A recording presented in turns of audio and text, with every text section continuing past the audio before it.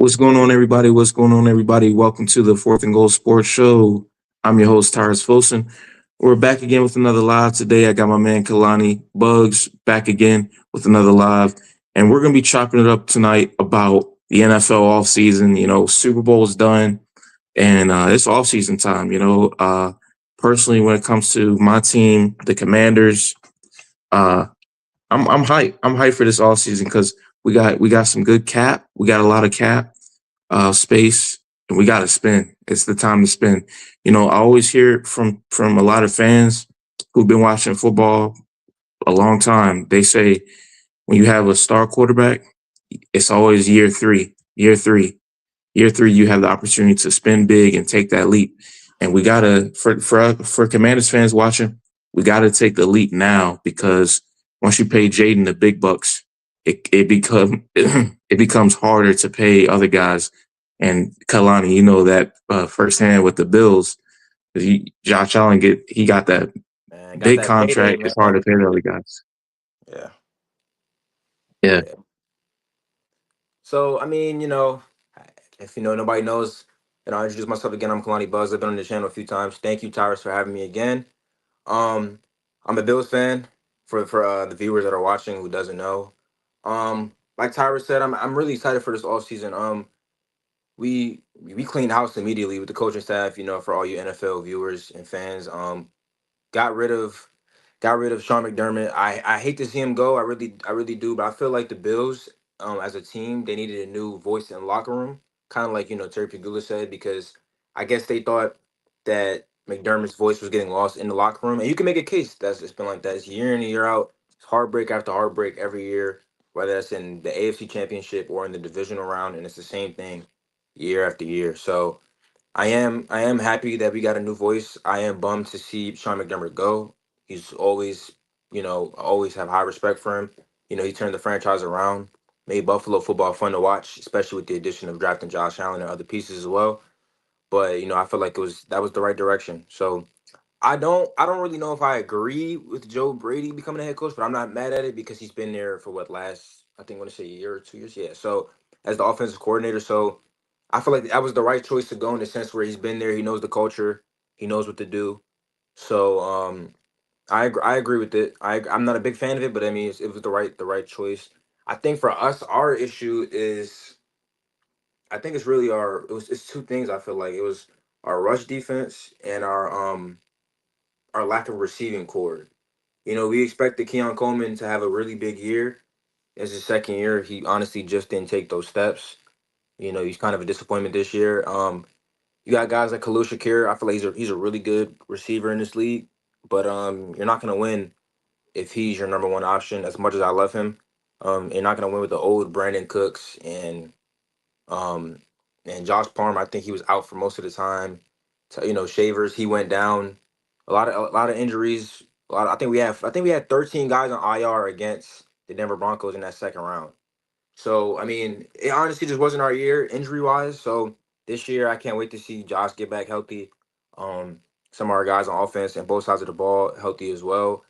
I would really love a new addition for wide receiver. We need a real wide receiver, like a wide receiver one that we could trust. We didn't have that the past 2 years, and that kind of is what haunts us. So I would love a guy like AJ Brown. Actually, nah. Hold on now. Oh yeah, Hold no, on. no, yeah. Hold on. Let Hold me. on. So when I say a guy like AJ Brown, I mean a guy like AJ Brown. Like I'm talking about like of his skill. Not AJ Brown exactly, but like Justin Jefferson. That's a long shot. Obviously, we're gonna have to throw up a lot of picks for that. But a Tyreek Hill, I mean, he's not signed with anybody. Even a Alec Pierce. All these different guys, I would love to have. Those are true wide receiver ones. So I feel like with those additions, we'll get back in the hunt and we'll get out the AFC. I feel like, especially with new head coach and new coaches this year. The I feel like there's a lot of underrated free agents in this free agency. Mhm. Um, on the defensive end, like Quay Walker. Um, and what I keep forgetting his name. What's the linebacker from Jacksonville? Devin Lloyd. Uh, you say it again? Devin Lloyd. Oh, Devin Lloyd. Yes, yes, Yeah, yes. yeah. It's some hidden pieces in this free agency. And when it comes to wide receiver, though, staying on topic, Tyreek, I would love to see him with Buffalo or Washington because I know both of those QBs really deserve a Tyreek. But the thing is, like all the off the field stuff is difficult. It's difficult, and you know how coaches are, man. You know how coaches are. They try and get guys who they're not gonna have any issues with. But and also he's still recovering from the injury, Yeah. so he probably won't be 100% at the start of the season. But Alec Pierce, he's solid too. I know fans not gonna like this because a lot of Commanders fans they want Alec Pierce. I'm I'm gonna pass on it. I'm gonna pass personally. I mean, I know, bro. I know. I'm gonna Alex pass Pierce. because like I, I don't see. I'm gonna be honest. I like all the receivers in this wide receiver free agency class, basically. But I don't see none of them that I would really pay like big money to. And I think Alec Pierce is approaching that. He's on the tier one of getting to that level of getting the big payday. For me, when it comes to like wide receiver, I want like a Romeo Dobbs. Like I want to fill out the wide receiver room. We don't have to go big or go home for wide receiver. I'm more so like filling out the room because after Terry McLaurin, it's pretty much terrible. I'm just being real. It's trash. Debo Samuel, he's a free agent too, so we have to figure out if he's coming back. Do you want to Um, resign Debo? How do you feel about Debo coming back? man, Not I'm with it. not gonna lie. It's tough. It's tough. I'm kind of like in the middle with it because Debo, he's a good player. He's solid. People was calling him washed and all that. Well, from what I saw when he was healthy and he was playing good. But the thing is, for what he's probably going to ask at his age, knowing that he's probably not going to play the full season, knowing he's going to have some injuries, I just don't think we can do it. Plus, Debo, he's not a pure receiver. He's a gadget. Yeah. Like he's versatile, which versatility is good, but you don't pay a gadget guy what we're about to end up paying Debo, or what we potentially might pay Debo. You If don't I'm pay the a gadget guy Commanders, that.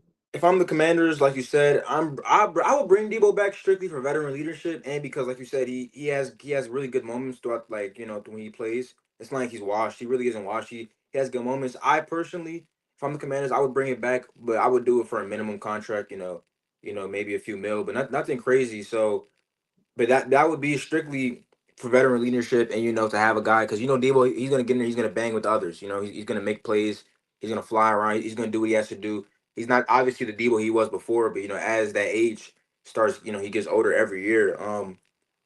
The expectations start slimming down a little bit. So as long as he doesn't ask for anything crazy, I feel like you guys should definitely bring him back. Veteran leadership, he has experience, and he'll definitely, I guess get the young guys in check or whatever he has to do. So, but I feel like definitely bring him back. It's just it depends. It's all about money. It depends what he's asking for. So So I use this NFL GM app to it was basically a simulation app for this whole offseason. yeah, And when I basically chose the Commanders, I ran through all the stuff. And when it came to Debo, I ended up franchise tagging him.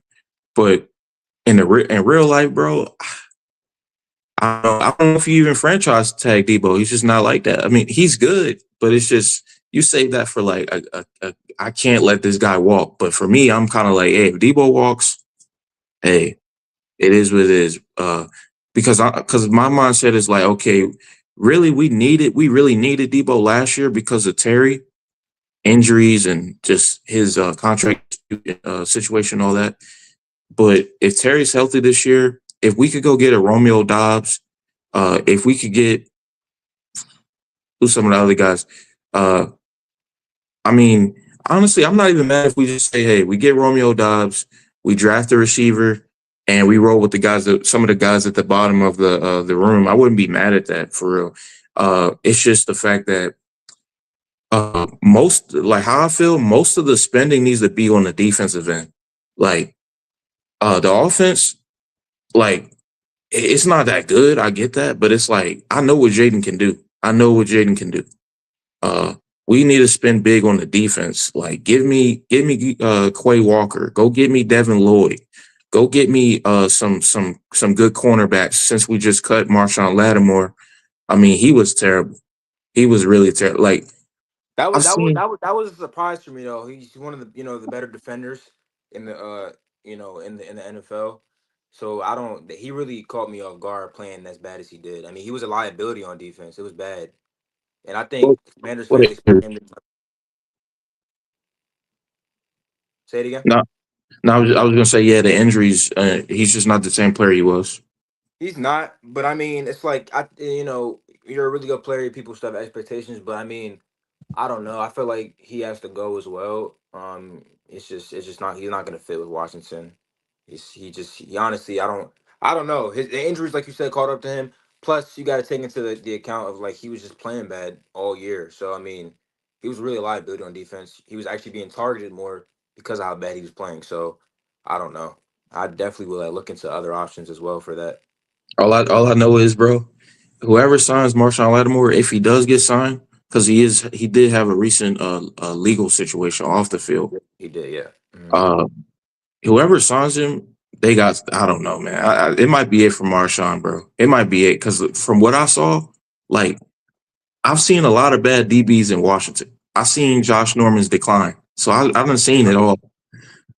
I haven't seen it all, and I've seen moments where D'Angelo Hall got cooked that by D Hop. I've seen those moments.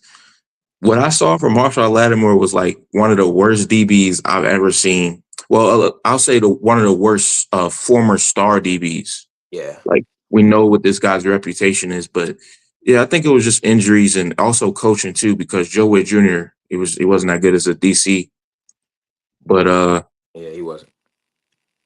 with the full off season, you know, expanding from just Commanders and Bills.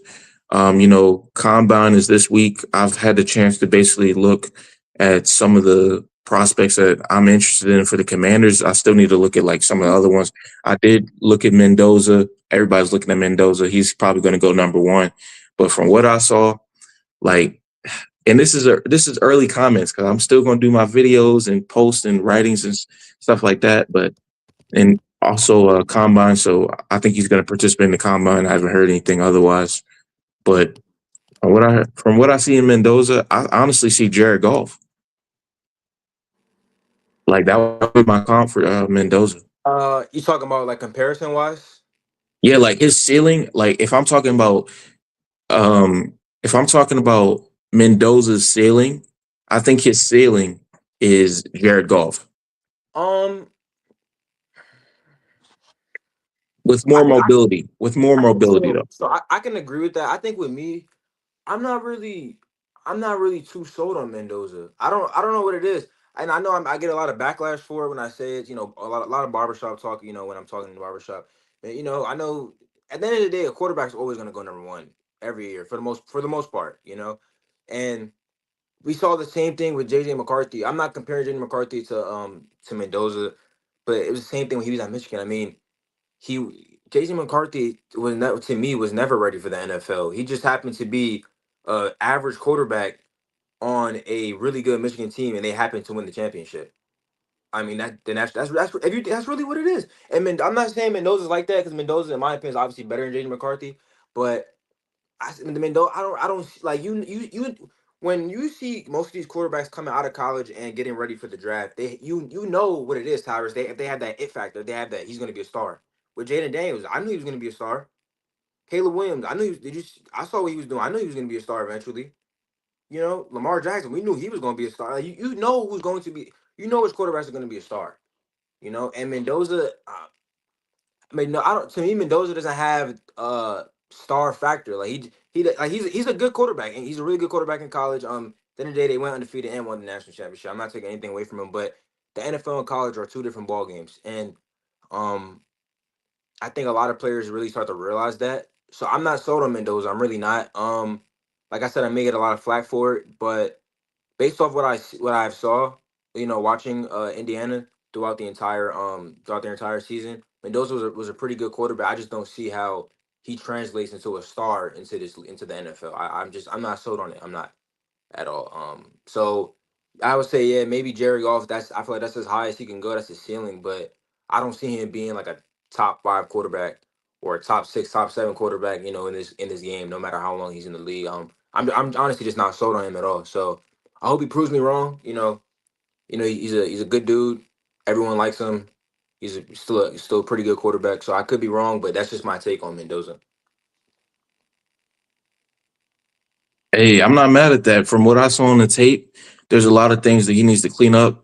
I think sometimes he can be one dimensional as far as like making a lot of one read throws. Yeah, Um, like when it comes down to it, the things that you want to see in your quarterback, especially a quarterback you select first overall, you want to see what they do when everything breaks down. Like when things aren't going smoothly, when things aren't going the way that the play was designed and things break down, how do they respond? yeah, And I think Mendoza rarely had those moments where he's like, oh, it broke down. I make the right play. Most of the time it was run one read throws and his OC play callers, they helped him out very well. But that's not taken away from him because there's a lot of plays like we saw in the national championship where it broke down and he ran it in yeah. and He he, got and in he that gave end zone. He got in that end zone. But the thing is, it's like when you put it that way, that's kind of how I view Mendoza. Like he's a good quarterback. I'm not taking anything away from him, but it's like it's kind of like what you said. When a play at the end of the day in the NFL, and college, and high school, a play can get broken down at any moment. It could be a busted play, but you see Josh Allen, Lamar Jackson, they turn those busted plays into great plays because they think outside of the box. They're like, okay, that didn't work. They're out of the pocket making a play, either with their legs or with their arm. Mendoza seems like one of those quarterbacks where if the play doesn't go how it's supposed to go, it's just that's it. Like the play is over. Like it's a dead play. And I don't. That's not, in my opinion. That's not what star quarterbacks do. That's not what franchise quarterbacks do. They're you, you know quarterbacks. Nah, you you go. know Mendoza kind of feels like a quarterback that like Mendoza doesn't feel like a 2020s quarterback. He kind of feels like a 1980s, Yeah, 1990s. Like yeah, his like an play old style, school quarterback. Yeah, like it's almost like Mendoza. From what we see from quarterbacks now in the NFL, Mendoza kind of is in the wrong decade. Like, yeah, but I still think he'll be solid. But the thing is, people's expectations are just too damn big because, like, he's going to be probably I mean, if we were to bet on it, I'd probably bet that Mendoza goes first overall. There's politics with going number one. You know what I'm saying? There's politics with that goes deeper than just football. Because if we're being real, from what I watched so far, the best player in this draft from the players I've watched so far is Caleb Downs. yeah, Like, I yeah. mean, I dude, agree. I agree. he's different. And I would love for him to be in Washington. I would love for us to select him, but the chances of him dropping that far, I don't know. But if we being real, like the NFL owners and GMs every year, they're just like, oh yeah, we got to make sure we keep the trend going. Let's make sure a quarterback goes first overall, even if he doesn't deserve it, even if he's not the best player. When I would love to see like safety go first overall. I would love to see Caleb Downs go first overall. Like they got to Yeah. switch it up. Caleb Downs, in my opinion, like I agree with you. I think he's definitely the best player in this draft. Man, the way he was playing safety all year, man, he was balling. He was balling. I mean, I think it's kind of like what I said. It's the same thing with the MVP. It's quarterback award. In the draft, 9 times out of 10, the quarterback is going to go number one. I don't necessarily agree with that. I feel like your team should pick who fits you, like who like you know what I'm saying, who's needed most at their position. I think the Raiders are going to get the number one pick. I believe. I mean, I don't really know. Yeah, I mean the Raiders do need a quarterback. I think Geno Smith's still their quarterback, so I would definitely go Mendoza for number one, just because they need a new face and just start over with their franchise. But Caleb Downs is definitely one of the most. I feel like Caleb Downs isn't being talked about enough in terms of being the best player in this draft. So I definitely agree with what you're saying. Um, I would love to have Caleb Downs in the Bills, or even on the Commanders. A lot of teams could use him. So I definitely agree. I like I said, I believe he's the best player in the draft. 100%. And I still need to watch more film on different players. But yeah, I watched Ruben Bain as well. Commanders fans, they want Ruben Bain so bad. Like if you were to follow all the Commanders content creators, all the comments, they just flooded with Ruben Bain, Ruben Bain, Ruben Bain. Mm. I'm sorry, but I am not on that train at all. Like I'm like y'all are over here, I'm over there, like completely separate. Ruben Bain, like he's a dog. Don't get me wrong. And one of my cousins, he's a big Miami fan. Like Yeah. I was trolling him in the national championship. I was texting him like, "Hey, Indiana gonna win this easy." It was a hard fought game, but I knew Indiana was going to pull it off. But Ruben Bain, he's a dog. I've been watching him close, watching his performance in the national championship, watching his film. But from what I saw on the tape, like, and we'll see how he does in the combine. I'm going to be watching close on that too. That could potentially rise his stock or lower his stock because he's kind of like a raw prospect. Like he has talent, and I think he has good technique. But when it comes to like athleticism, I'm high on guys who are like super athletic. I'll take a raw prospect who is like his athleticism shoots to the moon over a guy who has all the technique, but his athleticism is not good. Like Yeah, I agree with you. I agree. Yeah, I definitely agree with you. Ruben Bain, I'm sold on him. I am sold. I think for you guys, I would take I would draft him, but I would take Caleb Downs before Ruben, only because I feel like yeah, safety position is more in need than defensive lineman at the moment. But what I will say is Ruben Bain. I know you're not a huge fan of that pick, but I mean that's a pretty solid pick. He was pretty good this year, for Miami. I, So I I can't deny that, but the thing is with his tape, right? I just feel like he's slow. Like he's more of a run stuffer than a pass rusher, which is there's nothing wrong with that. Like that's good.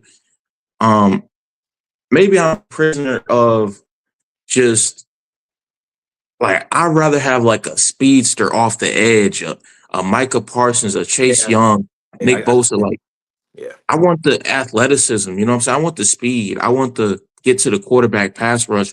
And that's, to be honest, like I think the premier pass rushers in this class, I'm about to pull up their names because I studied them, but I'm forgetting their names. Um, Out of those three, I'm gonna be honest, he's probably the worst one when it comes to like just pure athleticism. But when it comes to technique, that's kind of where his strength is. He's more of like a slow and steady, wins the race type of guy. Not super athletic, but he's super strong. He has the build to not only pass rush but to stop the run as well. So he's not one dimensional. He's versatile. I can give him that. You could probably yeah, move him inside and outside. Uh, yeah. so yeah, he's versatile. I can't lie. So if we were to draft him, I wouldn't be like upset or anything. I just think that he's not the main person I'm looking for. Um, I mean, it kind of goes back to like the preference topic. I mean, like you said, you can't go wrong with Ruben Bain, you can't go wrong with Caleb Downs. They're both pretty good. I think with you, it's your preference in a sense where you want like you said, you want a Michael Parsons, you want a Chase Young. You know why though? Why? You know why? Because we need that so bad. Like this season, to put this into perspective, right? Yeah. If I was the NFL GM, I would be mad aggressive. Like I would be mad aggressive and I'll just die. I'll live and die on that hill. Aggressive, aggressive, aggressive. Spin, spin, spin. I'll live and die on that hill. Because this season, the Commanders went into the season as the oldest team in the NFL. And the Patriots have one of the youngest teams in the NFL. They And do. what did they do last year in free agency? They were the number one team that spent the most money, and they Mhm. got to the freaking Super Bowl. So, Commanders, front office, if y'all hearing me, if y'all listening to me, I'm pleading with y'all. Go get athleticism, get younger, spend big. Because, bro, like, if we could get some young talent, oh my gosh, bro. We need that. Because Bobby Wagner, I love Bobby. Love his game. And also, he just won Walter Payton Man of the Year. Well deserved. Their age, man. I don't know. But goodness gracious, that man, I love Bobby Wagner as a player, but goodness gracious, he is slow. Like he can't cover for all of his covering skills, they died years ago. He can't cover. And he's not that good. Like he's good at tackling. That's what he does. He's trying to get some tackling records, shoot up the board. I think he's behind Ray Lewis and London Fletcher at third. But geez, man, if we could get a Sonny Styles, if we could get some of these other guys, I'm about to pull up their names because they're escaping me right now. Man, I like I said, nothing wrong with Ruben, but like athleticism, I need that, man. I definitely agree with what you're Who saying. I who think you think about for the Bills? um, for you talking about for drafting? Okay, my fault. So I got the names up right here. Hmm. Um, this is via Daniel Jeremiah's top 50 prospects. Uh huh. Um, so we got Fernando Mendoza number one. Can't be mad at that. You know, I mean, can't be mad. Uh, you know how it is. Uh, then they got Jeremiah Love number two. He's a baller. Jeremiah Love, yeah, he's a dog. He's Yeah. a baller. If we got him, I wouldn't be mad either. I wouldn't be mad at that. I mean, but do you guys need a running back or like, Here's are the you thing. got?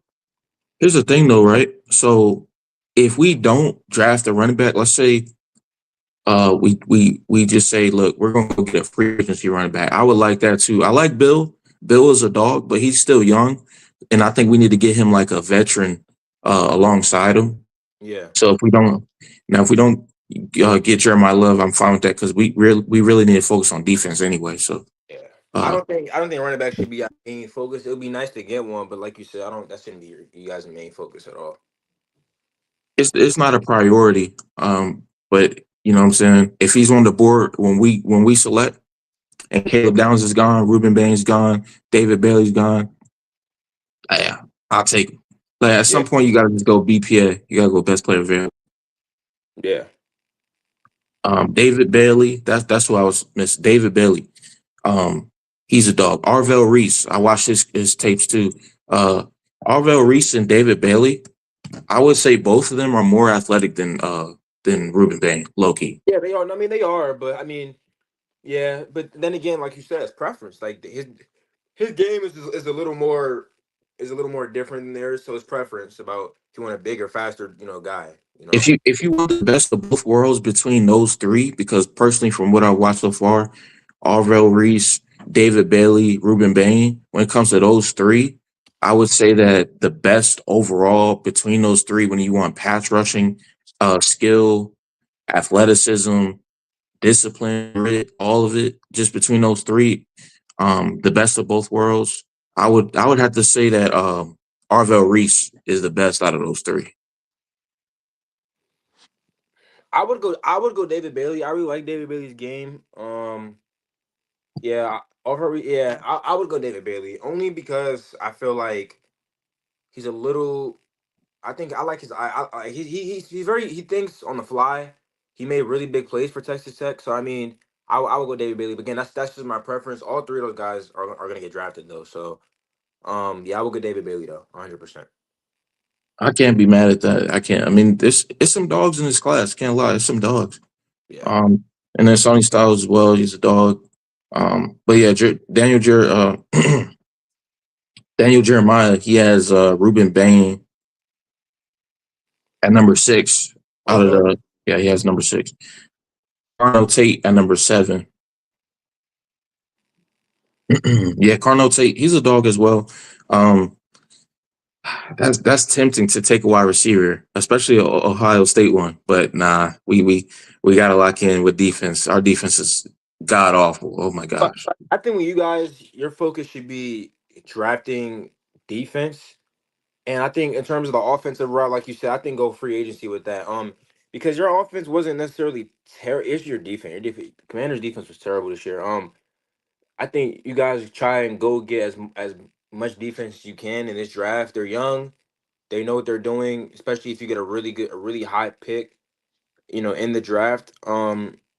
Go for yeah, get a get a safety or get a deep, like get somebody. Don't Our offense shouldn't be the main focus. You got Jaden Daniels coming back. I mean, you still got Terry McLaurin. Like you still got like a lot of a lot of reliable pieces in the sense where I mean, can you be better? Yes, but any team could be better offensively or defensively. But the main focus for you guys should definitely be defense. Offense is gonna come. You have Jaden Daniels as your quarterback.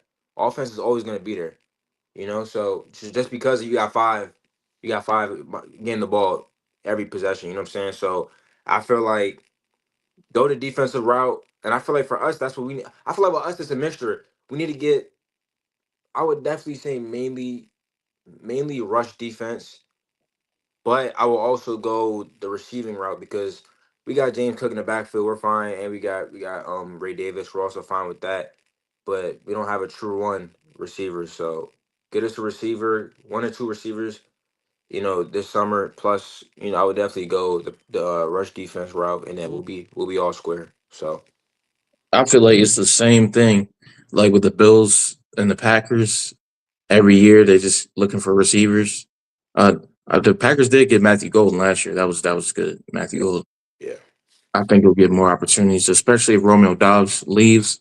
It'll give him more opportunities, more touches, and a bigger role. But Mm. when it comes to the Baltimore Ravens, what do you think the Baltimore Ravens need to do this all season? They got a first year head coach, a whole new coaching staff, and then Lamar Jackson. Uh, he's he's trying to get healthy, have a healthier season than he did last year, and see what they can do, get back to the playoffs, get into the mix. Look, I'm gonna be honest with you. It's the same thing every year. Um, Oh and shoot, man, here we go. because it's like for me, like I'm tired of the Ravens, Tyrus. Like I hate to be that guy. I know Jalen's gonna get mad at me, but whatever, it's fine. The Ravens to me are one of those teams where I'm trying to figure out an NBA team I can compare them to. They're like I can't think of an NBA team right now, but they're one of those teams, like I said, who every year it's the same thing. I hear, oh yeah, this is our year. I mean, come on, you see the team Lamar Jackson has. The Ravens are scary on both sides of the ball. If they're gonna win the Super Bowl, I don't see anybody in the AFC that could beat. It's the same thing, Tyrus. Because if I want you to really think about this, um, from week one this year with the Ravens, going into week one against us at Buffalo, all I kept hearing was, oh, they're gonna obliterate you guys. I mean, they're just a better team. They have more dogs. It's the same thing every year. Because if you really look at the Ravens this year, what was their issue? What was their issue? Because you can't really sit there and say Lamar Jackson was hurt. I mean, well, it was mainly injuries on the roster, basically, Okay, but my thing is though, and the Tyrus, defense was every trash. every every team deals with injuries. They were playing bad before they really got hurt. They were 1-5 with Lamar before he got hurt. I think something around I, that. I agree. I agree. Honestly, Yeah, yeah. Honestly, this is for the Ravens fans too, because Jalen, he basically was saying, and I still have the screenshot. He said that this team this year was the best team that Lamar Jackson has ever had. He said this before the season started, And it, and it's and and I it's, and told it's funny. And it's funny that he says that you have the receipts because if you look in the group chat, all of a sudden, oh, Lamar Jackson, he doesn't have that much help this year. Yeah, you see how it goes. Like every yeah, time, and I don't like that about the Ravens fans or Lamar Jackson because every time Lamar Jackson plays bad, and he plays bad when it matters the most. Let's call it spade a spade. He plays. I'm gonna go on record and say this in front of everybody watching this, and I don't care who takes this the wrong way. Lamar Jackson is a regular season quarterback because when it's time to show up in the postseason, he's nowhere to be found. He's another James Harden. He's an MVP, all time great player. You know, great regular season stats. MVP. You can make a case MVP every year based off regular season. But when it's time, when they push the money to the table in the middle of the table, when it's time for him to show up and show out, he's nowhere to be found. He's nowhere to be found. So I think for everyone watching this, I think we could put that Lamar Jackson Josh Allen debate to bed. I think that conversation needs to be put to bed because let's be honest, Josh Allen has never really had a team that Lamar Jackson has had in the past. That what was that? That 2023 team when they were number one in the AFC. You switch Lamar Jackson with Josh Allen. Put Josh Allen on that Ravens team and they're beating Patrick Mahomes and they're going to the Super Bowl and we have a Lombardi in his hand. The Ravens, most years have had a good team year in and year out. Lamar Jackson is just not the guy when it matters. And if you look at the numbers, he's just not the guy. John Harbaugh has a part to play in that as well too, because some of his play calling was a little questionable. But at the end of the day, and it's not just Lamar, the Ravens as a whole, they they're frauds every year. They don't show up when it matters the most. You got Derrick Henry fumbling the ball a good amount of times this past year. Lamar Jackson, people are saying, "Oh, he was hurt." But what about before he was hurt? He was playing bad before that. Like people need to remember, and I kept hearing all year, and from this summer and going into week one, man, the Ravens, this their year. Those guys on ESPN, Ryan Clark especially, all those guys are over there saying the Ravens, man, they just got too many dogs. They just have too many dogs. I hear the same thing every year about the Ravens. The difference between the Ravens and the Bills is that the Bills are expected to be good because of one man. The Ravens are expected to be good from everybody because on paper their team looks good. There's absolutely no reason why the Ravens don't go far or go to the Super Bowl almost. I think throughout the last 2 3 years, there's really no why because on paper they have one of the best teams in football. The last 2 years, the Bills didn't have the best team in football on paper. It's just Josh Allen makes that team look better than what they are. That's really, and I'm a Bills fan, and I'm telling you that about my team. That's really what it is. Because the front office is the same thing. So they put all the pressure on Josh Allen because they're so used to him carrying and making us look better than what we actually are. He makes the Bills look way better than what they are. You can't say the same thing about Lamar Jackson because he has a bunch of talent on that team. Lamar Jackson is just not your guy to get it done. So Ravens fans, NFL fans, I'm saying this: Lamar Jackson is one of the most overrated quarterbacks in this league in terms of postseason, not regular season. I'm talking about in the postseason when it matters. Because if you look at his playoff stats, we don't even have enough time on this show because he has stunk in the playoffs. I don't even have enough show or enough time to even go through his playoff stats because he has stunk when it matters the most. So I don't care who takes that the wrong way. The Ravens, the Ravens, they just need to. If you ask me if I had to say something that they really need to work on this offseason, it'd probably be their defense. Their defense was really bad this year. Got exposed week 1 by us. And I guess they just need to get Lamar healthy and then see what they could do. They got a new coach, so I'm waiting on the excuse after they do bad again this next year. What's gonna be the excuse? What coach you gonna fire next? That's exactly what I said because when they hired the new coach, I posted on the story on Fourth and Goal Sports Instagram, Fourth and Goal underscore sports. Y'all go follow on Instagram. I said it. I reposted it. Oh, we got the new coach, Coach Mentor. I think Mentor. Yeah, Honestly, not familiar with him. I think they had better options. They chose that guy. Cool. Uh, the excuses are done now. Please, Ravens fans, please, we beg of you, hold your quarterback accountable. And I'm a Lamar Jackson fan. Like, I think you're a fan of him too, right? yes, I'm not even hating. It's not even about hating on Lamar. Like, people call me a Lamar for the stuff I've said, the takes I've had about Lamar in the past. Like, if I saw him, I'll say, "What's up, man? I'm a big fan." I'll ask for a picture and hey, like, I'm a fan of Lamar Jackson. You know what I'm saying? But we got to keep it 100 with our takes. We can't be lying. We can't be, you know what I'm yeah, saying? Got to keep it. We got to call it what we see it. You know what I'm saying? What I call it, what I see it. Lamar Jackson, to me, from what I saw uh, throughout his career in the playoffs, he just hasn't been clutch when it matters most. And you could say the same thing about Josh Allen maybe this year, yeah, but the exactly. problem is the reaction to him. Okay, Josh Allen had a terrible playoff game. Four turnovers, if I'm not mistaken, right? Yeah, yeah, fortunately, yeah. That was like one of the first times that's ever happened in his playoff career, like ever. And people made it seem like this is a reoccurring thing that Josh Allen just plays bad in the playoffs. No, his team has choked in the playoffs. His team has lost games, but it's a team game. You got to judge individuals on what they contribute. You judge the team off what they do. So, I mean, because that's basically like saying, oh, Draymond Green was the driving factor for the Warriors winning an NBA championship. It don't work that way. He was on the team. He was a contributor. He didn't win the championship by himself. Yeah. I mean, shoot, but with Josh Allen, he needs help. Like we compare this stuff, and people are so biased. Like you got to be honest, bro. We have to be honest. Josh Allen hasn't had anywhere near the help that Lamar Jackson has had, Oh, at and all. and honestly, this is what I said when I was privileged to be able to join Lake Lewis Jr. NFL Insider for the Commanders. I was able to join his channel at the start of last season. You know, before the season really started, and I said straight up, like, look, I don't think Lamar Jackson is going to the Super Bowl. Most of the guys on there, they were chopping it up. They said, "Oh, I think Lamar's going to go." I went against the grain. I said, "They're not going to the Super Bowl." You want to know why?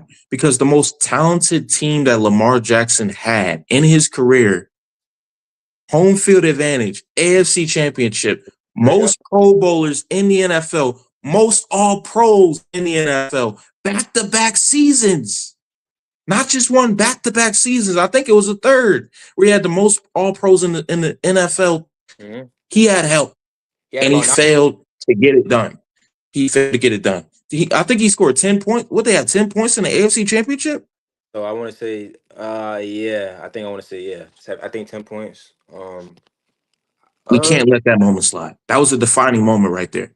The way Lamar Jackson, the way Lamar Jackson failed in that game, y'all let that pass, right? The way y'all treat LeBron James for how he choked in 2011, that's how y'all should have treated Lamar Jackson in 2023. but they don't. But that's the thing, Tyrus. They NFL fans, even guys like Ryan, I'm really sick, and it really like bothers me because you got guys like Ryan Clark, like not even Stephen A. Smith, but it's really Ryan Clark. He defends Lamar Jackson up and down. That's fine because, like I said, I know I may seem like a hater for Lamar. I'm really not. I want to see him do good. I obviously want to see him win a ring. Him and Josh Allen, they both deserve one. But at the end of the day, you can't hate on a two-time MVP. He's a two-time MVP for a reason. He's one of the game's best quarterbacks in the history of this game. But what I will say is, like you say, when it's time to show up, he doesn't show up. He turns the ball over in the playoffs a lot.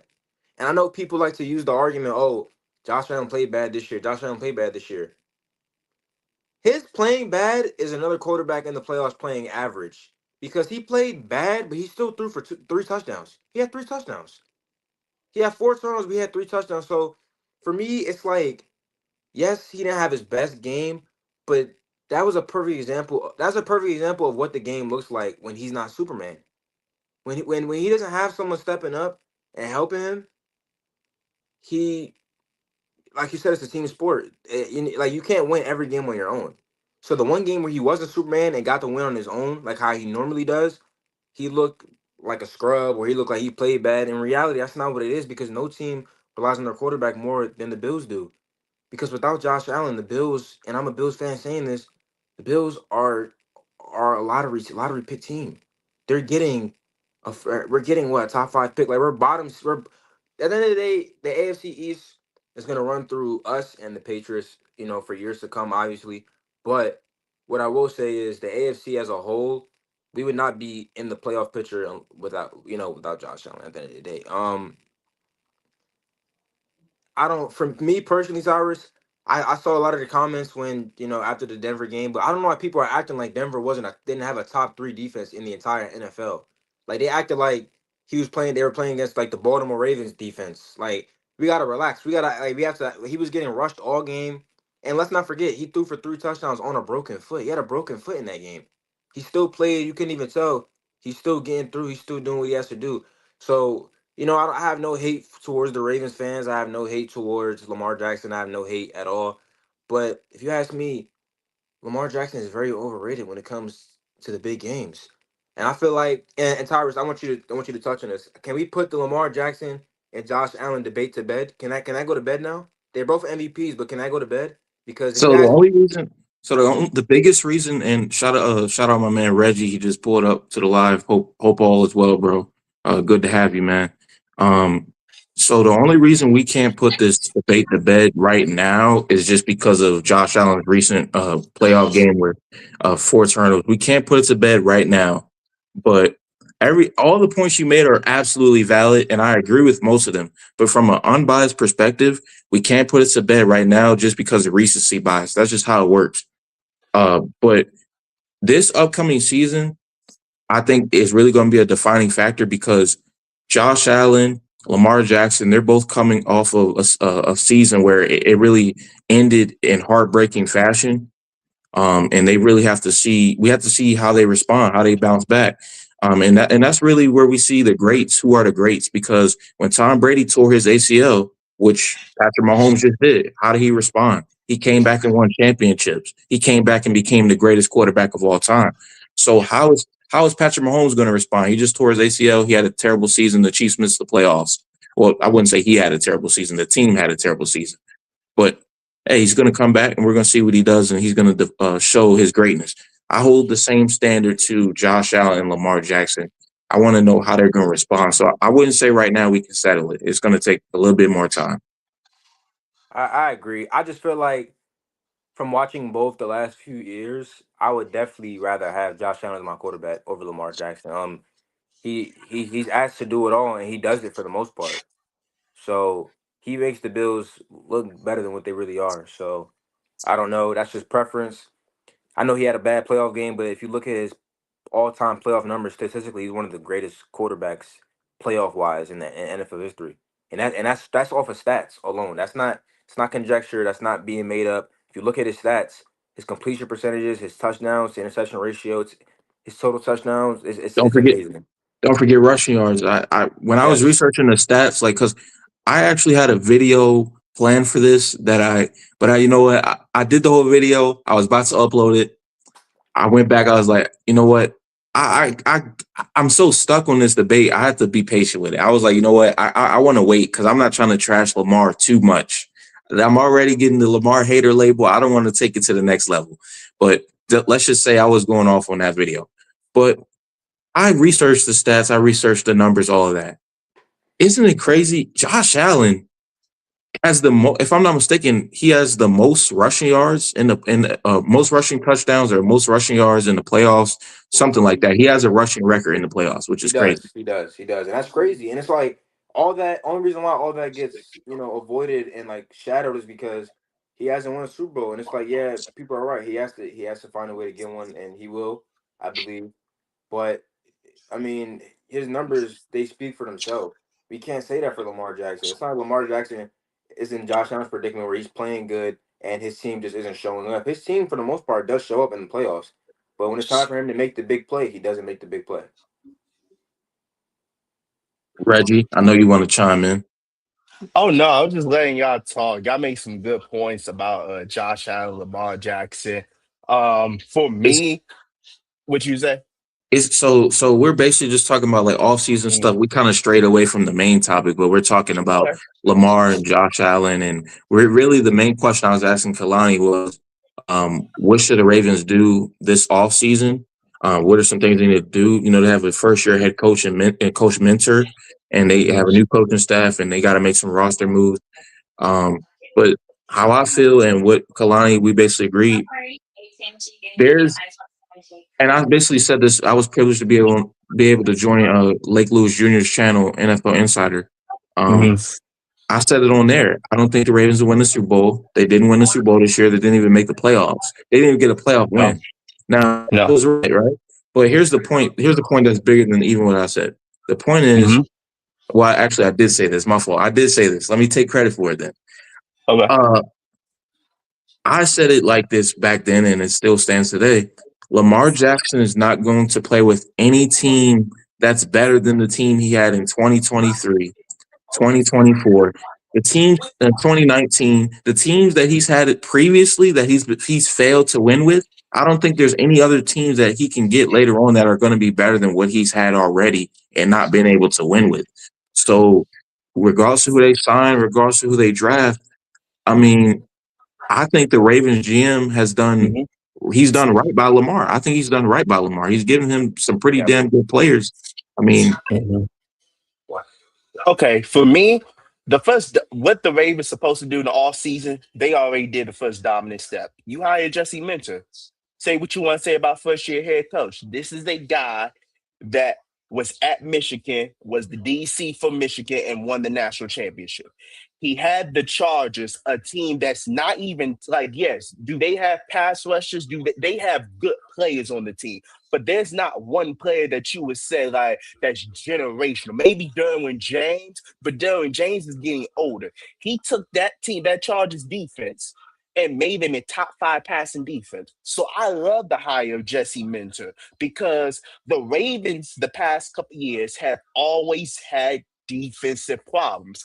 As a franchise, you going back to the days of Ray Lewis, Ed Reed, and them boys, they always was good on defense. Even if the offense wasn't great or they were decent, their identity was on defense. So the Ravens did the number one thing in general. Go back to what they were known for, being a defensive identity team.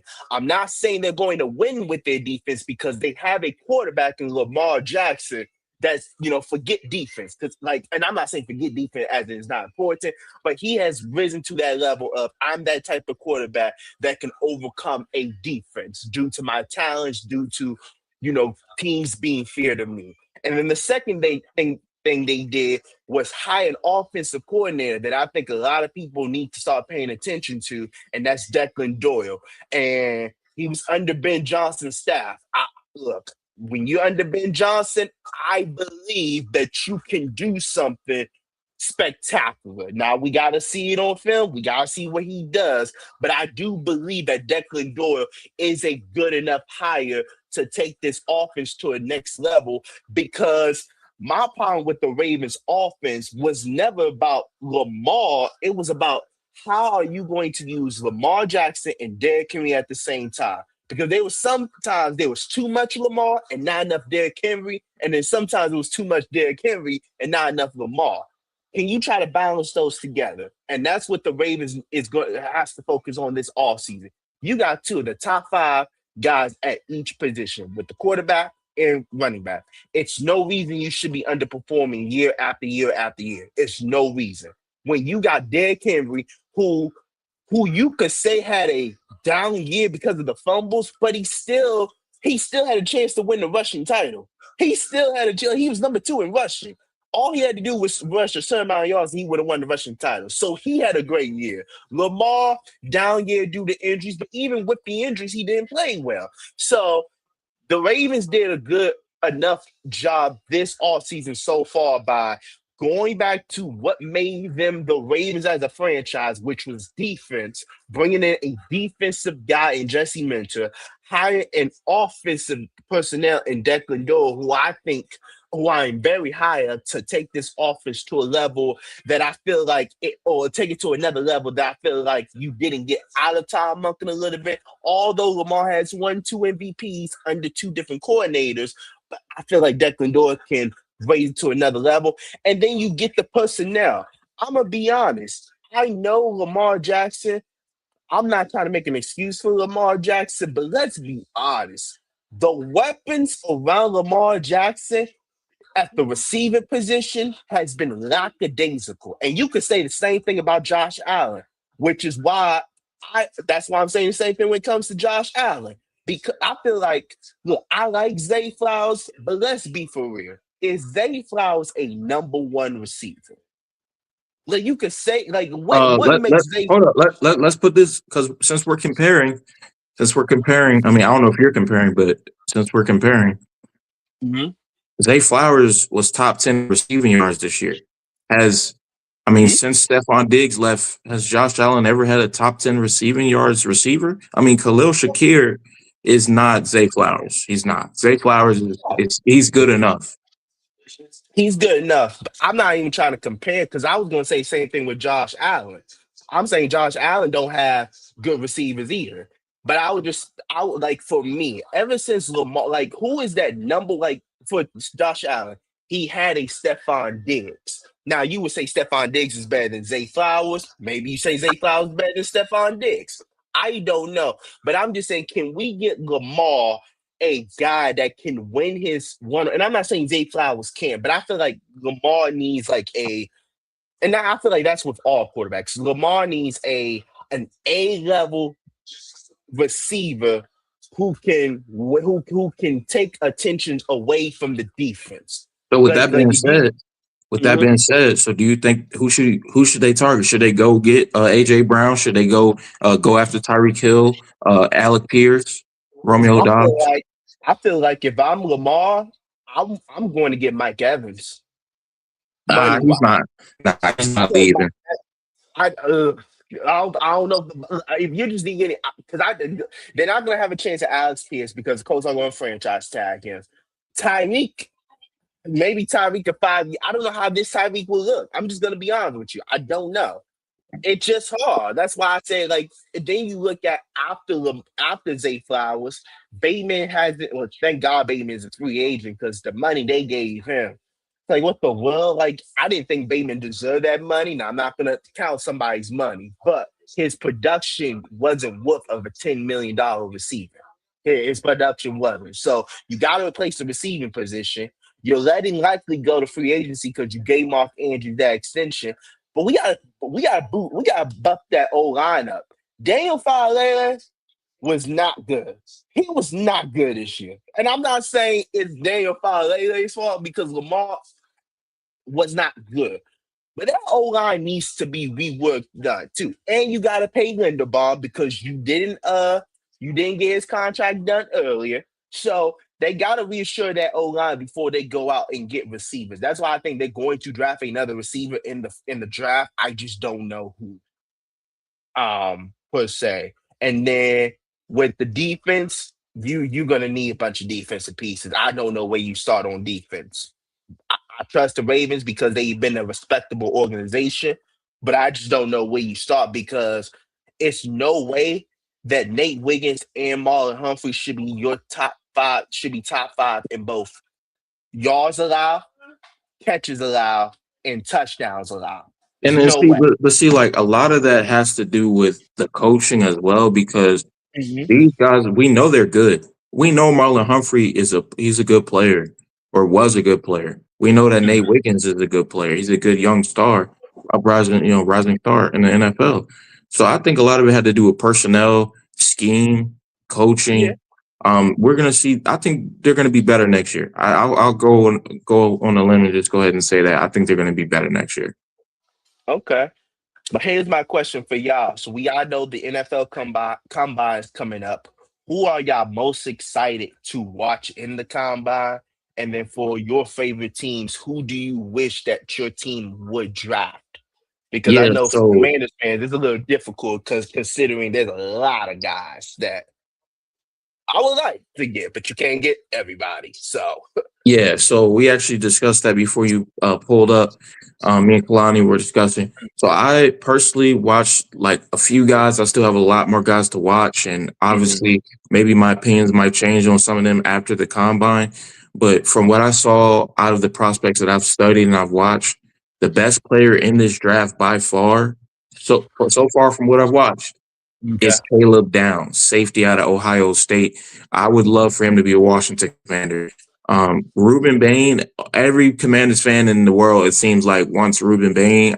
I'm not on that team at all. Like they're over there, I'm over here. Ruben Bain is a Yeah. good player, but I watch the film and I see somebody he's slow.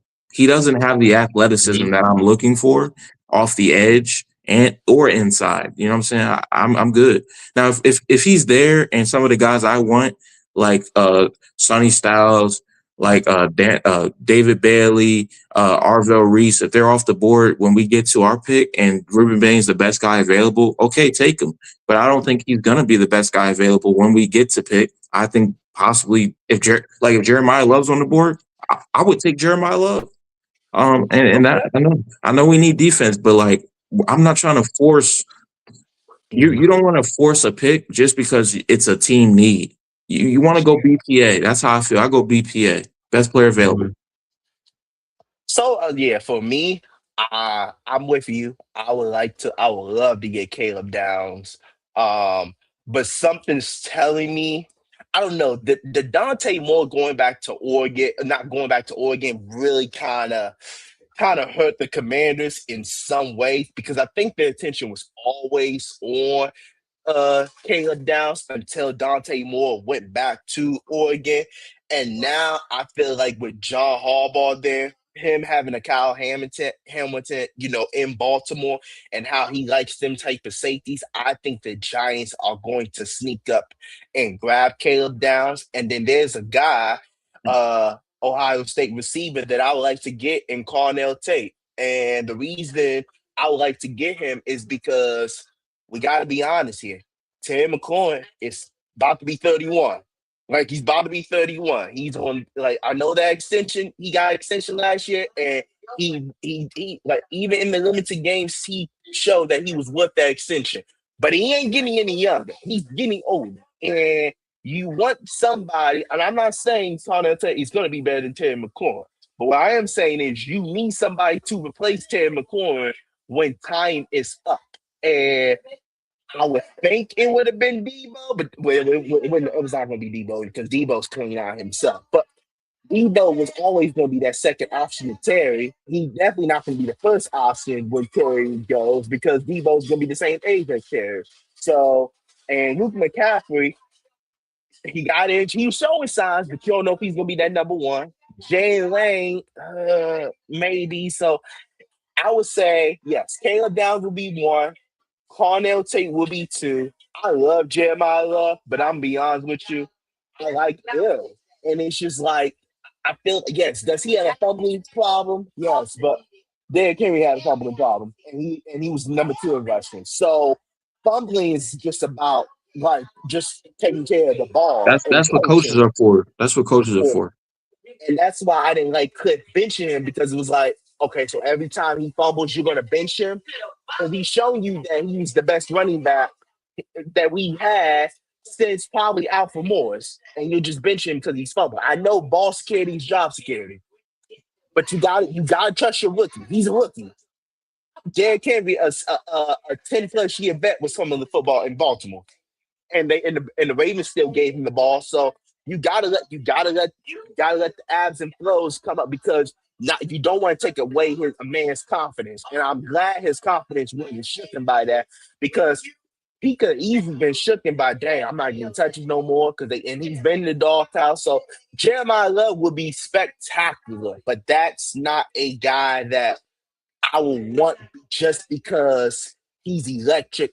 Because I could get a Rashad White to come to Washington, and I'm not You saying could, but here's the thing, right? We yeah. could go two routes. We could go two routes. Let's Hmm. say we actually do want a running back, and we're seriously considering Jeremiah Love because I feel like they're going to bring him in for a meeting. Um, I think they're going to seriously consider it. So if we go get a veteran running back and pair him with Bill Krosky Merritt, okay, cool. At that point, I'm like, you know what? We don't need it. Well, let's focus more on defense. You know what I'm saying? Cool, that's cool. Now, if we don't get a running back in free agency and we kind of sign some of the same guys that we had last year and rock with Bill, I say, Hmm. shoot, you can really consider going to get, the star out of Notre Dame, and because he's an electric running back, and like for me, you can't pass. Like it's hard to pass on a guy like that. It is. It is. That's what I'm saying. But I know Jeremiah Love isn't really the top guy that we need, but it would be fun. It would be fun Oh, it definitely be fun. because I like him. because Jaden should never be like Jaden's running way too much. But if we get from running game, that changes everything. Oh yeah, definitely. But I like the addition of David Blau. Like from what coaches are saying about David Blau, like when you got Ben Johnson, a guy that turned us down, saying, "Yeah, David Blau's." I feel like he like David Blau is very smart. Because I'll be honest, I was questionable on David Blau, but then I've seen some videos the Commanders posted about him, and I'm thinking, yeah, this guy is a total nerd. Like I like this, and look, I have questioned Dan Quinn since he's been hired as the head coach, and I'm gonna just be honest with you. I don't think Dan Quinn was ever that guy for me. Now, congrats to him that he made to the NFC Championship. I can't take away what you did, but to me, like when you was hired to be a defensive mastermind, because that's what you based off in your defense year after year. And I know it's only been 2 years, but it hasn't even been in the top 15%. I'm not even saying you gotta be a top 10 defense. Just be middle of the average. And we have a chance. And it just like we haven't been able to become like 15th or better. And it's like, dog, I gotta question you. Now, Adam Peters get just as much blame as Dan Quinn does because you gotta like you're opening up the checkbook, Adam Peters. You're the one that's signing guys to these 1 year deals. You can't do that. You can't do that. Nobody's questioning your genius, but we are questioning what you do with that money. Because at some point, you got to open up the checkbook. You can see why the Rams, year after year, opening that checkbook. They got Devontae. They shouldn't have gotten Devontae. But at the Well, end of the day, I really feel like now is the time to strike. And I said that basically, before with Kalani. I was telling him, look, it's year 3 for Jaden Daniels. It's time to strike. Pay the money that you got to pay. I think this offseason, I want us to get Romeo Dobbs on the offensive end. Give me a tight end like Isaiah Likely. After that, I'm fine if they don't sign anybody else on offense. I want majority of the money to go to the defense. We have a first-year defensive coordinator. We have a first-year defensive coordinator and a first-year offensive coordinator. You have to do what you can to help them. Like, get them assets to work with, because if you look at what our defense roster, look at our overall roster. We went into this past season, we went into the season as the oldest team in the NFL. What did we We did. expect to happen? Like, let's be real. What did we expect to happen? You have the oldest team in the NFL. You got a team full of unks and OGs. Okay, you can't win like that. This is it's a young man's game. Football is a young man's game. This is not the NBA, where you have, Yeah. I mean, hey, I know Tom Brady did what he did, but like, look, this, if you look at that's super rare. LeBron James, super rare. This is a young man's game, and we got to go get young pieces. We need to sign guys on the defensive end. I'm looking at Quay Walker. I'm looking at Devin Lloyd. Sorry, Bobby Wagner, but if you have to go, you got to go. No feelings lost. It's all love. But look, he's clearly, all of his athleticism died a long time ago. It's gone. Bobby is he seems like a nice dude. He seems like a nice dude, community leader. He just won a Walter Payton Man of the Year. Congrats to Bobby Wagner. He's pursuing his degree. Congrats to Bobby Wagner. He's Yeah. top three in tackling all time. Congrats to Bobby Wagner. All of that is great. We need Yeah. to get younger. We need guys who are athletic, that can shoot out of a cannon and go make a play. And he can't cover, he can't shoot out of a cannon anymore. So give me a Quay Walker. Give me Devin Lloyd. Go get me some better DBs. Yeah. Oh, Oh yeah, we got, and look, after the Marshawn release, like, we're gonna have 180 million in cap space. This the time to start spending money. Jaden is in his third year, and we know how Mama Daniels is. Like, she already said after Jaden got drafted, we're going after the money when time is coming. So, and when we expect him to get at least 65, 70 million annual, like, out of average. So every time he does something, it ain't now. Look, Jaden got to stay healthy. That's what you want. You got to stay healthy. Like, you was only able to play, I think, 4 or 5 games this year. So not a great year in health wise for him. But you got to stay healthy, because they will use that against you when it comes to contract talks. So you got to absolutely. stay healthy. But he's going to get 60. The fact that he won Rookie of the Year and went to the NFC Championship, he already had made 50-something million just by that alone. So now, if we expect a bounce back year from him, and I'm just saying, if he's even top 5 in MVP conversation, forget just winning. If he's in the top 5 for MVP conversation, that's 60 65 right there. And then another playoff one where he wins like 2 or 3 games, maybe 7. Yeah. So 65, 70 million is his range. You got to spend money now, because when it's time to get that checkbook out and put a blank check out there for Jane Daniels, you know what he wants, you know what Mama Jackson wants, and boom, they're gonna go after the money, and rightfully so, because at the end of the day, they try to set up their stuff for financial success. And parents that have kids and they are investing in their future, you want to do the same thing. So, Adam Peters, this is a big off season for you in terms of being a GM, and then Dan Quinn, you on the hot seat this year, because they will fire you. And trust me, believe me, there's some coaches out there for next year that the Commanders will be looking at. Oh, and they might do an internal hire and just promote David Blau to head coach if the offense turns out to be back to top 5 like they once was. So, big year for Dan Quinn. Big year for sure. This is do or die. We Yeah. forget just getting to the playoffs. We need a playoff win. We need a playoff win, and a home playoff win would be elite. Like, if we could win the division, that's my biggest thing. I want us to win the division, like, win the division. So if straight up, like, what would be your expectations? Because I can tell you're kind of on the fence with Dan Quinn. You're kind of frustrated with him. I can tell.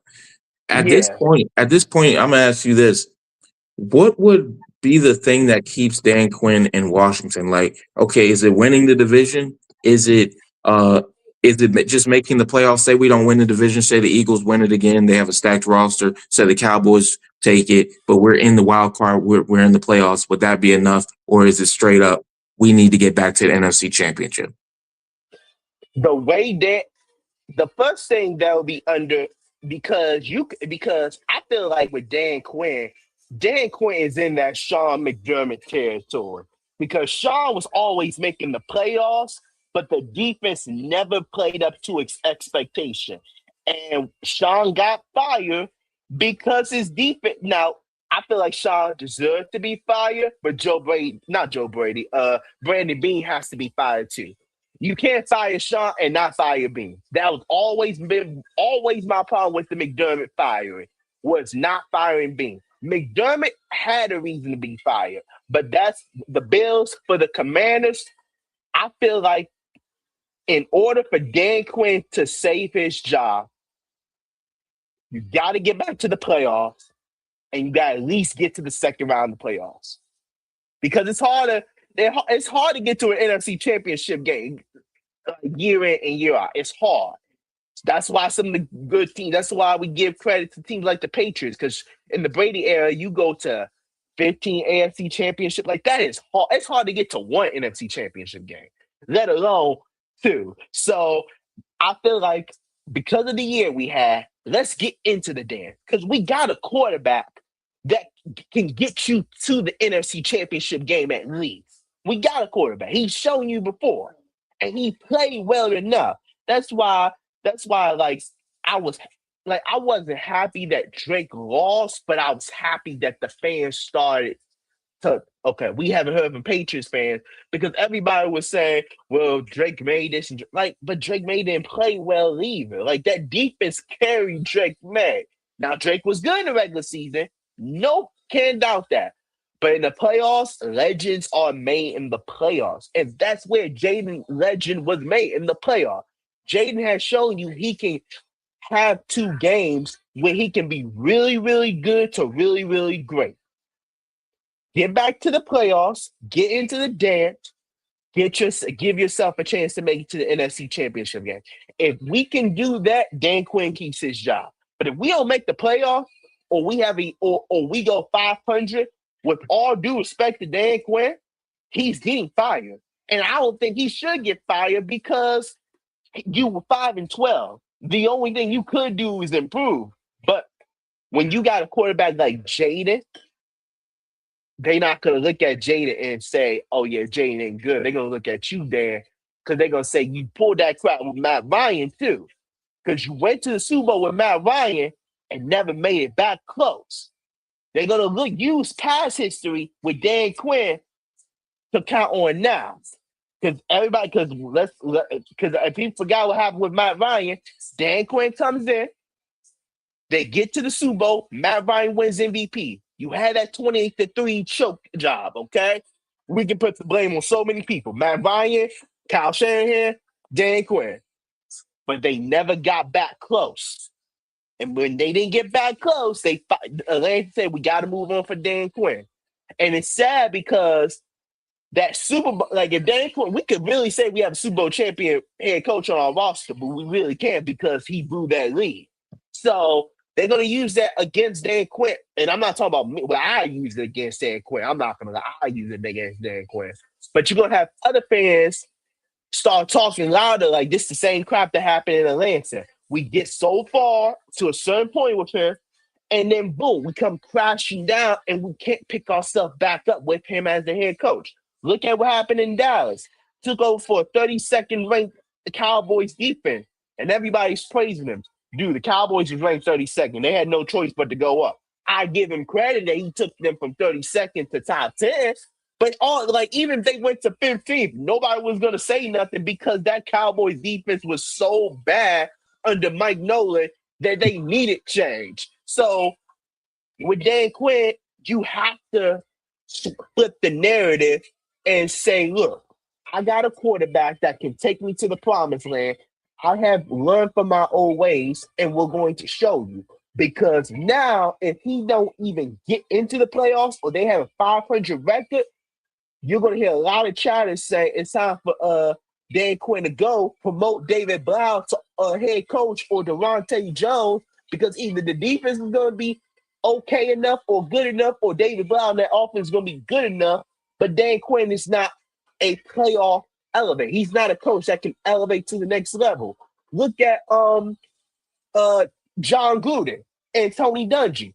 Tony Dungy had that Tampa Bay defense in 2001. Championship defense too. But he could never get over the hump. What did Bucks do? Hired John Gruden. And what they do? Get to the Super Bowl and won.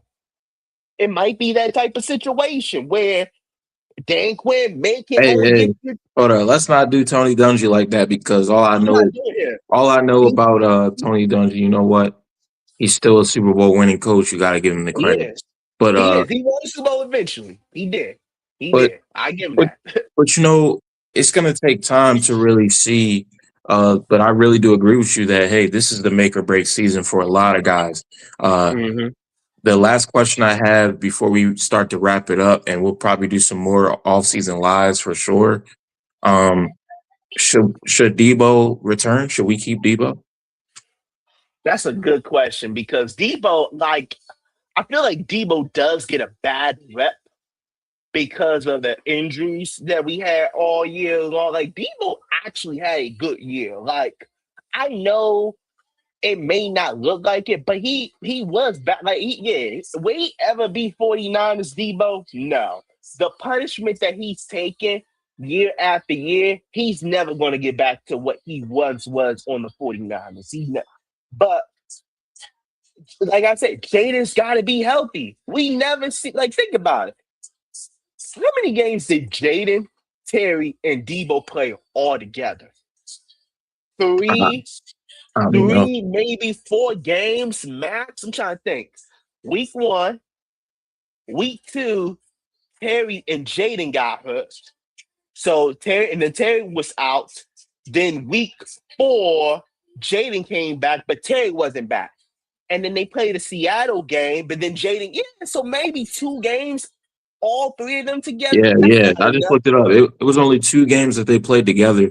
So I mean, Yeah. so are you? So what you're saying? You know, not to drag it. Are you basically, Yeah. saying, hey, bring back Debo? Yeah, I will bring back Debo because I don't know how Ayuk is going to look.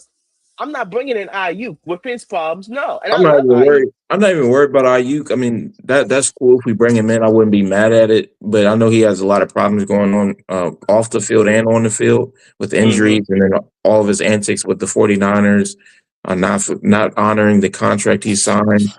He brings a lot of unnecessary drama to the locker room. But you could say the same thing with Tyreek Hill, though. Although we know what we get out of Tyreek Hill on the field, you got off the field Yeah. problems as well, and then he's injured right now. So if we were to look at him, he probably won't be ready week 1, week 2, maybe not even week 3.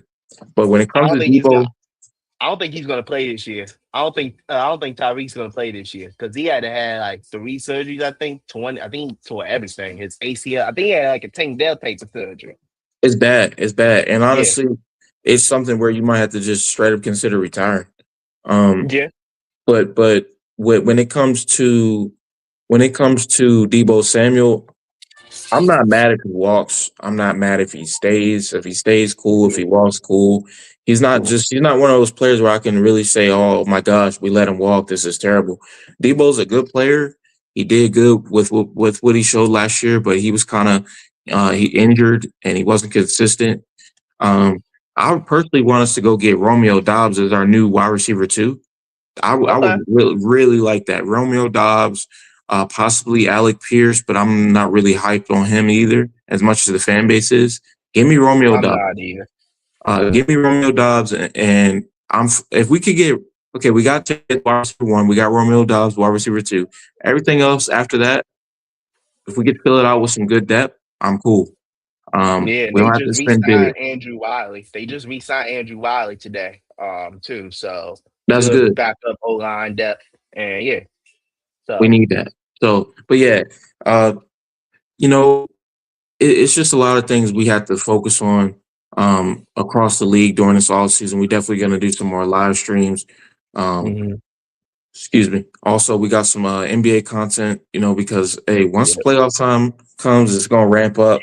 I'm I'm focused on, is this LeBron's last run? Because the Lakers are going to make the playoffs.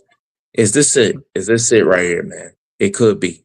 It could be, or I maybe don't know. he's waiting for his other son. Maybe. I mean, the thing with LeBron is LeBron has like the media won't tell you this. The players ain't going to tell you this because they know better. But LeBron has got a bad rep from the NBA in general. I know he's marketable. Don't get me wrong. I'm not talking about the marketable guy. I'm talking about the human being himself. Like the NBA looks at LeBron a certain type of way, and the NBA is not going to let you know this, but they want LeBron gone. They want him gone. They don't want him in the NBA no more. I don't know why, I think but that's I think they a lot of people feel that way because they might just want to usher in a new era of the NBA, new face of the league, all that. And I get that. But if we look at the NBA right now, it's no way in hell you can say that, oh, LeBron James is the biggest reason the NBA is declining or they're not getting as many views as they. If you really think LeBron James is the reason the NBA is not where it used to be, you're on something. You're tripping, pal. He's honestly one of the biggest reasons it's hanging on by a thread. Like LeBron is the yeah, biggest reason people are still watching because I know for damn sure that if LeBron wasn't playing at all, I probably wouldn't have watched too many NBA games this year. I yeah, watch the games for conversations like this and to stay up to date with what's going on. But like LeBron's was keeping people watching, and I know the OGs don't like that. The Unks not gonna like that because they're some of the biggest LeBron haters. I don't care. Let's keep it a real. Let's keep it a buck. LeBron is what's keeping the fans watching. It's the fact. yeah. You got the big three: Steph, KD, LeBron. They Yes, like yes. they're still keeping the NBA alive, whether you like it or not. And That Steph era. has another year. KD has another 2 more years. Now look, do I like Ant-Man? Yes. Do I like Wimby? Yes. Do I like Luca? Yes. But we're not about to discredit what these guys are doing, like these older guys are doing. We're just not, and I'm not about to do it. I'm not. Even if I'm not the biggest LeBron fan, you still got to respect what he's doing because at the end of the day, he's 41 and still producing at a level that no 41-year-old should be producing. He's averaging 20. He may not be playing a lot of games. Okay. I mean, I expect a 41-year-old not to be playing a lot of games. But the fact that he's still playing like games in the NBA and going from city to city to give the fans what they want, man, like I know the media has LeBron issues. That's fine. I get it. LeBron's not the sexiest guy, sexiest pick, sexiest person to talk about. Okay. We know that from the media.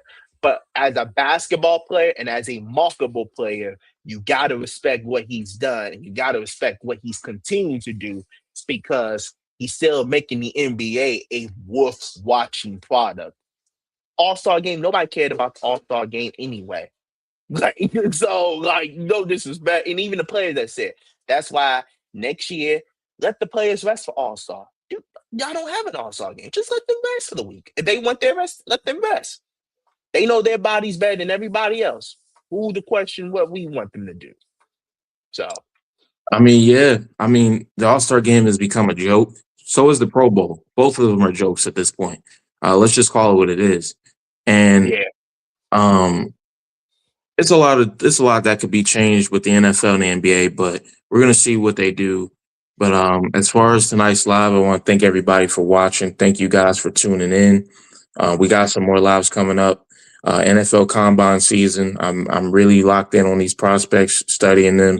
Going to be coming up. Going to be coming out with some more videos concerning that, the draft, free agency, all type of content coming up. But Reggie, you got any last words? no, I appreciate the live.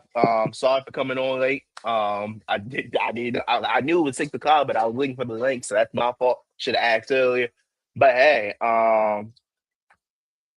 Um, but yeah, the live was great. I'm excited, and boom, I can't wait for combine season and the rest of sports in general. NBA, let's get it going. Let's do it, man. Hey, appreciate everybody for watching. Until next time. Peace. Peace.